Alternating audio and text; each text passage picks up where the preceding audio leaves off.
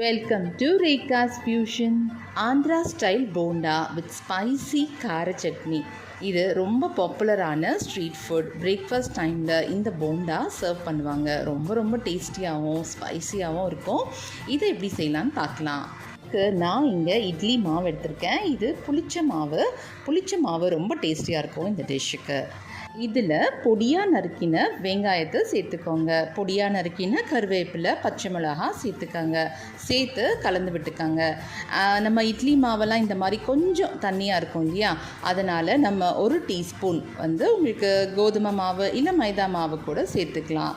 ஒரு 1/4 டீஸ்பூன் அளவுக்கு baking soda சேர்த்து இந்த மாதிரி நல்லா கலந்து விட்டுக்கோங்க. கொஞ்சம் பீட் பண்ண மாதிரி நீங்கள் அப்படி கலந்து விட்டிங்கன்னா உங்களுக்கு போண்டா நல்லா ஃப்ளஃபியாக, வெளியில் கிறிஸ்பியாக உள்ள சாஃப்டாக கிடைக்கும். Perfect consistency. இப்போது நம்ம இதுக்கு ஒரு குயிக்காக எர்ர கார சட்னி ரெடி பண்ணிடலாம். அதுக்கு கொஞ்சம் பூண்டு, கொஞ்சம் சின்ன வெங்காயம் சேர்த்துக்கங்க. ஊற வச்ச காஞ்ச மிளகாய் ஒரு 6லேருந்து 7 சேர்த்துக்கங்க. கொஞ்சமாக சீரகம் சேர்த்துக்கங்க.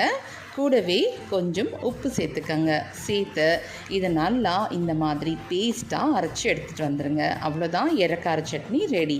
இப்போது போண்டா போட ஆரம்பிச்சிடலாம். அதுக்கு ஒரு கடாயில் எண்ணெய் ஊற்றி சூடு பண்ணுங்கள்.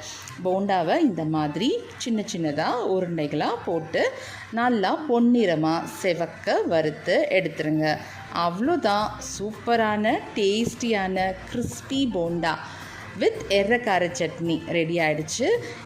ரொம்ப ஈஸியாக செய்யக்கூடிய இந்த போண்டா வித் இந்த ஸ்பைசி சட்னியை நீங்களும் வீட்டில் கண்டிப்பாக ட்ரை பண்ணி எப்படி இருக்குன்னு கமெண்ட் பண்ணுங்கள். இந்த வீடியோ உங்களுக்கு பிடிச்சிருந்தா லைக் பண்ணுங்கள், கமெண்ட் பண்ணுங்கள், ஷேர் பண்ணுங்கள், சப்ஸ்கிரைப் பண்ணிக்கோங்க. தேங்க்யூ.